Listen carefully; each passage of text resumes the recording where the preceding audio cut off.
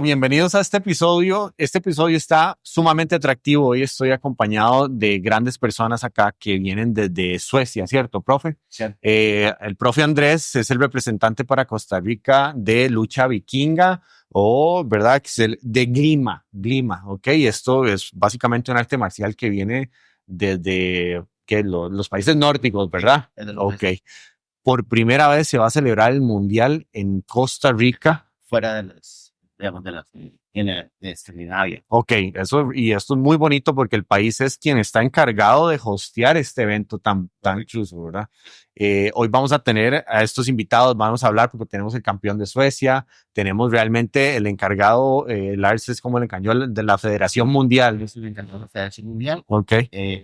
Nos acompaña Steve, digamos, de Estados Unidos, Steve, correcto. Que él es el representante, digamos, de la parte de Glima. Soñado. So guys, welcome. We're very excited you're here in Costa Rica. You represent like a awesome martial art that comes from Nordics, right? Correct. Right? Yeah. Okay. So I'm here with Lars. Yes. So Lars, you have a very important role in this martial art, right? I hope so. Yeah, I think you do. Yeah. I think you do. I have some questions, shoot. so I can take you through the questions. Look, I'm going to start with some part of your life because I see it very interesting, and then we go to the more specific wrestling. Okay. Yes. Could you share with us initially drew to you the world Norse and culture and history, especially runology and Glima wrestling? What take you to go in that world? To go in that road. Okay, that road. Do I understand you right? You wonder how I initially got interested in. Yes. How in what? Initially drew you to the world of Norse and the history, No, right? Yes. That is not so difficult because I am from Scandinavia, but the thing that drew me into it was actually when I was a kid, when your parents tell you fairy tales and things like that. And I was like 6-7 years, so I wanted to hear more, the stories, bedtime stories. Yeah.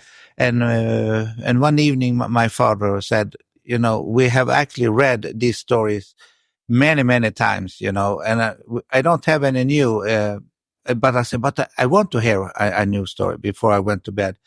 And he said, because here in Scandinavia, we call fairy tales sagas, a saga, but that's also the name of the Norse sagas. So he said, but I'm reading a Viking saga. Do you want to hear that? Oh, what is that? It sounded cool. And it was about the long serpent, Olaf Tryggvason. So he was telling me that, and when it was things like about the berserkers, what is that?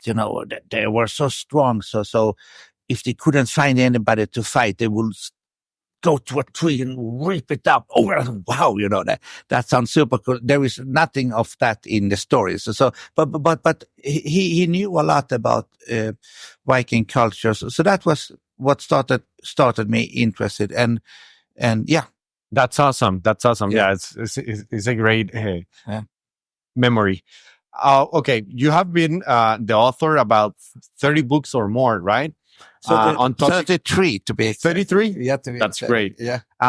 In runes, Galdar, yeah, and Norse mythology. What inspires you to write? I know you have you answered me a part of that.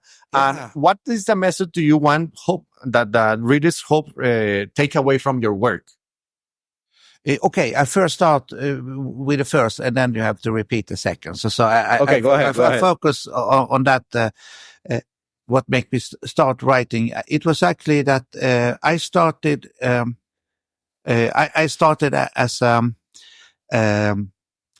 comic book writer. I wanted to draw comic books, and early on I found out that I was good at telling stories. So I became a story writer for Walt Disney International, Donald Duck, Mickey Mouse, Uncle Scrooge, and that. But the reason why I wanted to write about Norse mythology, it was at that time in the 80s and the 90s, all the authors was anonymous. So of course, I was well paid and had a great career, but I wanted to be known in my own name. And that is why I started writing books instead. So I went from writing stories that millions were buying to write books that just a few tens of thousands were writing. That's but awesome. it was in my own name. So that's awesome. That's awesome. So let's go to the next chapter. We're going to talk about the World Championship. All right. Yes. This is the first time that Glima World Championship is going to be in Latin America, right? 100% correct. Yes. Okay. Awesome. Outside Scandinavia. First time outside Out Scandinavia. of course. So this is awesome. This is a great moment. How does it feel to see this traditional Nordic martial art being celebrated on a global stage in Latin America? Oh, yeah. That the reason for that is it is simple, because here in Latin Central America, they have an organization called Tevas, and they are extremely good. So it was very simple to collaborate with them, because they do it in a very high standard. Yes. And they have very strong fighters. So yes, that's awesome. That's awesome. También aportar que nosotros tenemos aquí 14 escuelas, ¿verdad? Ya tenemos 24 años, mi hermano y yo somos los que estamos, los que estamos adelante, ¿verdad? Encargados, y vamos los dos como construyendo bastante todo esto, lo del sistema, digamos, de las artes vikingas, ¿verdad? Pienso que estamos bien posicionados, bien montados, ¿verdad? Creo que estamos bien fuertes. Creo que podemos dar un buen desempeño y nosotros nos tomamos el reto, ¿verdad? De traernos en conjunto con el maestro el mundial, y creo que va dando a flote. Tenemos todos los países que clasificaron, porque esto fue por clasificación. Eso es interesante, que este mundial no es todos los países que estén o sino se fueron clasificando unos con otros y fuimos durante todo el año haciendo una selección hasta que ya están los mejores de lo mejor, ¿verdad? Y hay unos países que lo representan. Aquí en Costa Rica tenemos bastante, digamos, una selección bastante fuerte, y creo que vamos a dar un buen desempeño. Creo que va a estar bien bonito. Sí, yo no se puede ver entrenar. Sí, estamos muy bien. Okay. So Lars, you have seen Glima evolve over the years. Where do you see this headed in the future? If I knew how to look into the future, I would be shocked myself. I actually don't think like that. I live in the present time. So I try to enjoy this moment, because we are having training camps, seminars, about, other things what we have done for the kids with Viking games and things. So I am, because I have no idea how it goes in the future, but what I'm only obsessed with the quality. I wanted it to be as good as possible. So I'm focusing on teaching good instructor, and also give opportunity for the fighters to be in exciting tournaments. Awesome. So that is the only thing I can do. Great. Yeah, and also preserve the tradition and the knowledge to the next generation. So the future, I give that job to them. Okay, good. Yeah. That's great. Yeah, you're working in the present moment. Yeah. So, speaking about that, how does Glima differ from other martial arts like techniques, philosophy, and training? Okay. To tell it simple, it is Glima is what you can call battlefield wrestling. It is the principle is how you could best to survive on the battlefield. And that can be very similar to street fighting, because in Glima, we believe to being on the floor, that is dangerous. There is the highest possibility that you will be injured. If a battlefield you fall down, people can stamp on you, or in Glima is simple. It is the person standing up and the other one is down. It is obviously the one that stand up that is the winner and that has survived, not the other guy. So we have not tried to modify it. You know, if you codify a martial art to a modern sport, you have to make rules, and then you have to make them more detailed, and then more detailed again, and you ruin the art. And here we have the simple rule: it is the person standing up, and with the other one is down. That obviously is the winner. Yes, that's a great question. We can see that with other sports that went to the Olympics, and they change a lot. They change that hurts the roots of the martial art. Yeah, right? Many of these, you know, your wrestling, taekwondo, many has totally changed. Yes, to the worse. Yes. Thank you so much. Thank you. So Daniel, I have some question for you. Yeah, go ahead. Right. So. Yes. Awesome. Welcome. Thank you. How did you first get involved in Glima, and what attracted you to this traditional form of wrestling? Well, I started wrestling when I was a kid, Greek-Roman wrestling. Okay. And around when I was, 14, 15 maybe, I met Lars at the same club. Okay. So same wrestling club, yeah. Awesome. So and I always like he just said with the rules, I like that it more or less wasn't no rules. Sure. And during my wrestling career, if you say so, yes, they changed rules maybe 4 times. Mm-hmm. So. That's and great. Here's the same rules. Good. Could you share some of the biggest challenges you faced early on Glima training? Sorry, can you repeat? Can you share with us some of the biggest challenges you faced early when you start training Glima?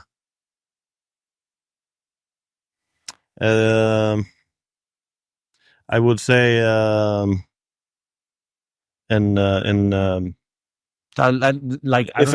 if I go with my wrestling background, it was hard to transist with the throws, not putting in the hip. More technique stuff. Yeah, more technique stuff. Okay. Yeah. Awesome. Yeah. Mm-hmm. But yeah. So okay. That was the most, because it's so rooted when you do stuff all the time. Make that switch. Yeah, that switch to do something else. As a Swedish champion, what do you believe has been the key to your success in Glima?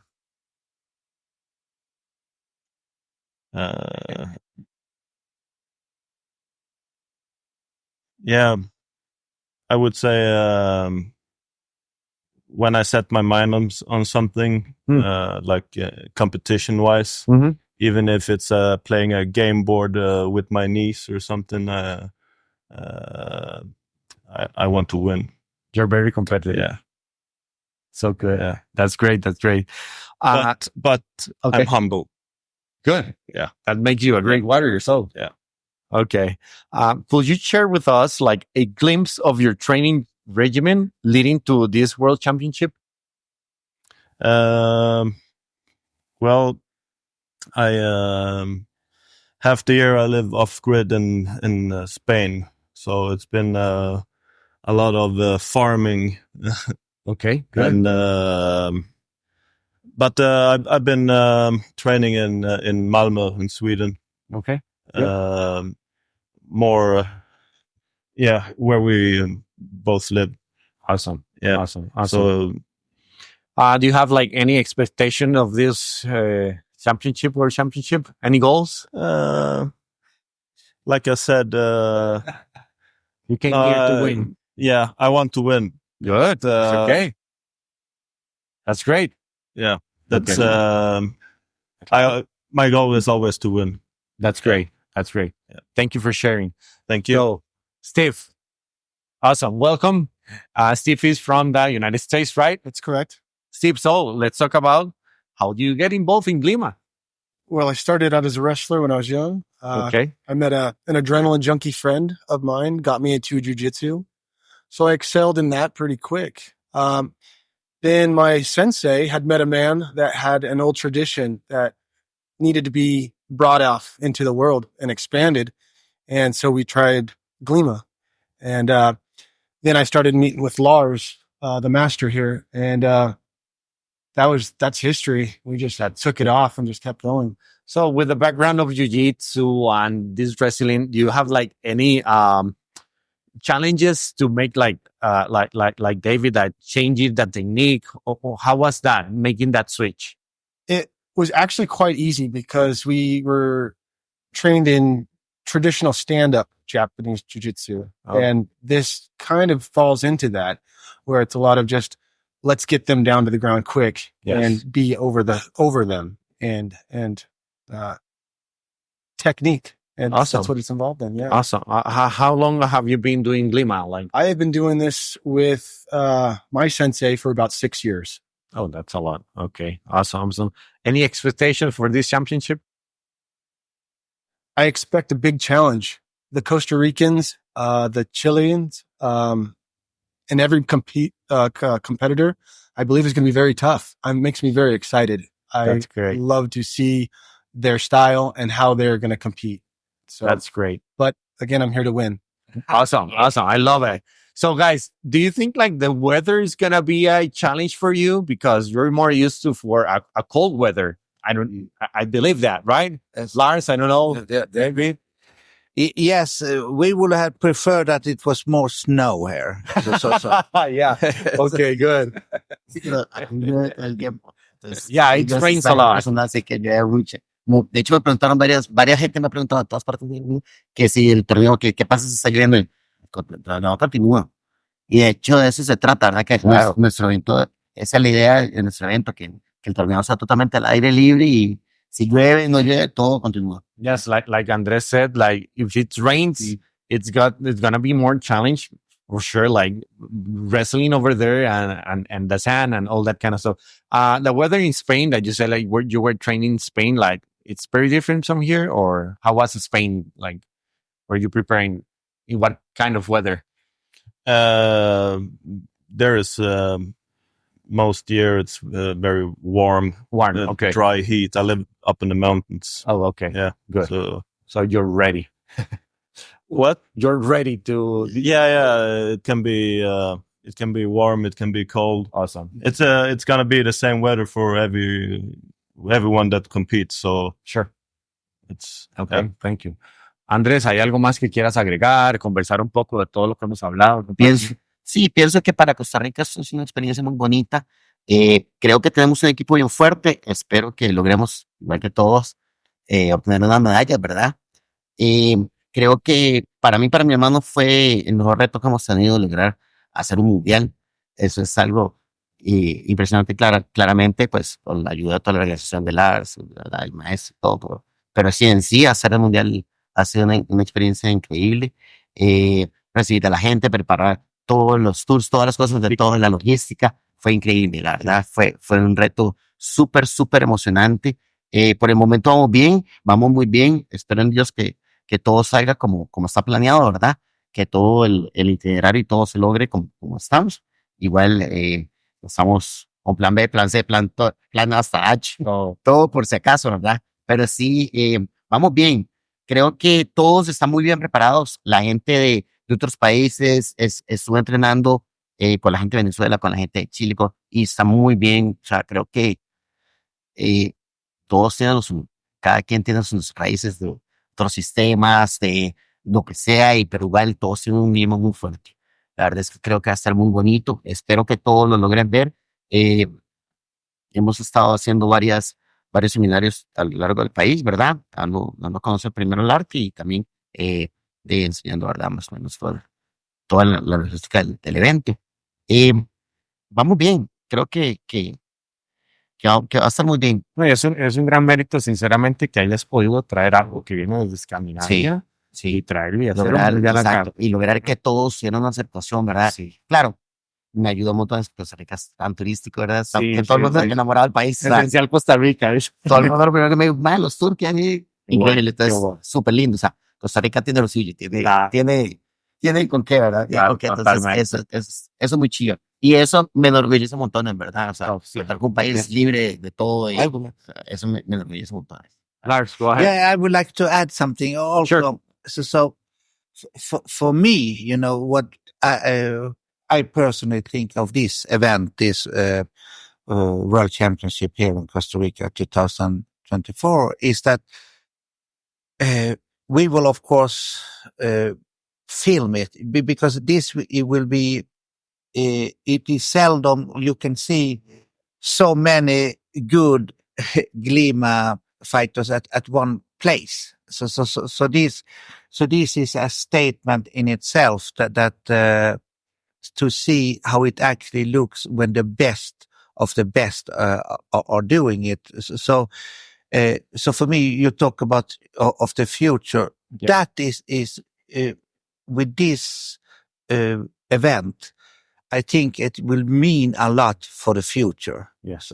So Yeah, I so agree that's with you. how I view it. Yeah. Yes, I agree with you because, well, to see like the future is happening right now. Yes, It's exactly. happening right Yeah. now because Here, like, you yeah. expand from Scandinavia. Yeah. It's like, this is awesome. Yeah, and it has been better befruktat. It has mixed now with the energy here from Central America, Yes. which is I could not have foretell about the future. So like 20 years ago, I could never. It didn't exist. I have a lot of fantasy. I write stories, Yes. but no, I couldn't. And now it happens to be that it is here. It happened, and I'm so excited about Yes. it. Great job. Living Great job. with it. Yeah. Yes. Yeah. Yes, that's beautiful. Well, thank you so much for your time. I hope you enjoy the country. You enjoy like Of course. the championship. You're like you're the representation of Scandinavia here, and you're expanding that. It's awesome. Yeah, I'm very proud, like being part of Costa Rica to see this kind of events here. To me, it's awesome. Yeah. Super Yes. high quality of the event. I can promise. So great. Enjoy your training. It's going to today. be later. Yeah. And for everybody, like I'm going to say this in Spanish. Gente, es este fin de semana, ¿verdad? Sábado y domingo. Sí, sábado domingo. Sábado y domingo en Manuel Antonio. Entonces, si quieren ir a la playa ustedes y disfrutar de este evento, porque es Sí. súper. Yo que he visto los videos, ¿verdad? La gente, todo, Increíble. bastante divertido. Entonces, no se lo pierdan. Compartan este video con la mayor cantidad de gente posible, porque es importante poder ver estos exponentes que hacen la diferencia. Andrés y el hermano que han estado detrás de esta organización, Sí. más de verdad de corazón los felicito, porque es un mundial, güey. Sí. O sea, esto tiene peso, la verdad. Sí. Thank you so much, guys. Thank Really, have a great afternoon. Thank you. Pura vida. Yeah. Arriba.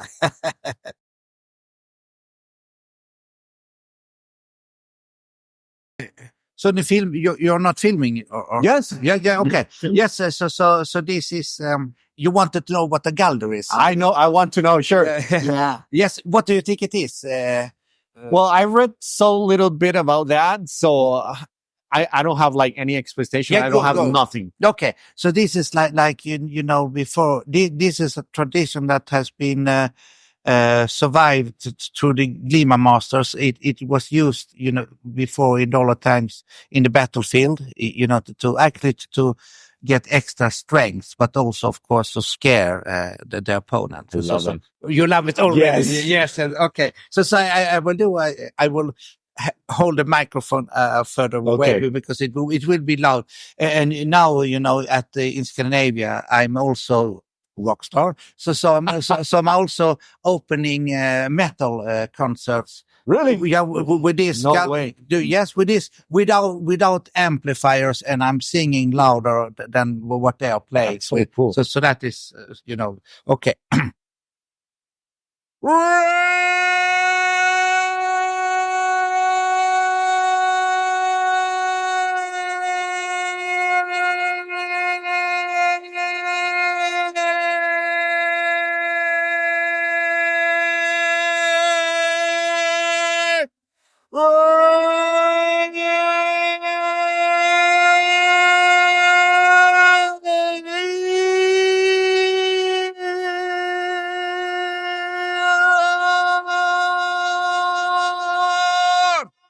So Awesome.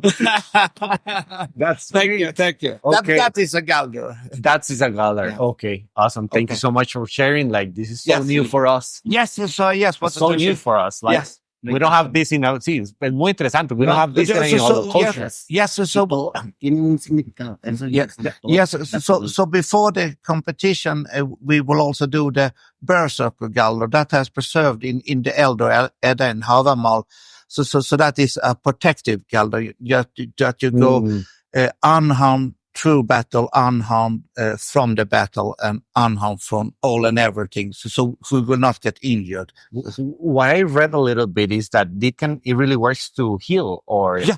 right? Like, Yeah, to heal, it is actually better. It is actually better the opposite. It is more used to destroy and to hurt. for To- battle. Yeah, for battle, to be honest. But it is for protection, but not for healing. Because healing, you already have to be sick in Right. some way. And so it is to prevent that healing. It is not necessary. So it's one step ahead. Yeah, more preventive. And the chant, I don't know if that's a good way to all the it changes different this is The one sound. type, or they're more There are many types as there are persons. So this is just how I happen to do it. okay, I got Yeah, with an old tradition behind me. it. That's so cool. Yeah. Okay, thank you so much for sharing. Yeah, thank you. that excited me a lot. Yeah, That's great. Happy to share it with you. Thank you.